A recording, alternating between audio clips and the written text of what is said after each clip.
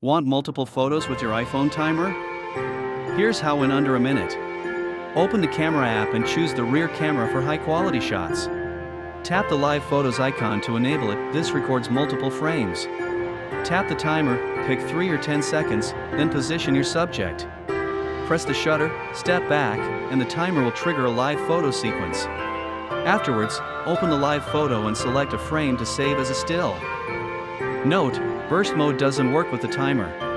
For selfies, switch to the front camera and repeat the same steps. If you want rapid shots, use burst mode by holding the shutter, no timer required. Or use an Apple Watch as a remote to trigger single shots from distance. Frame your shot, use a stable surface or tripod, and watch the countdown. Choose 3 seconds for quick poses, 10 seconds for group photos and rearranging. That's it.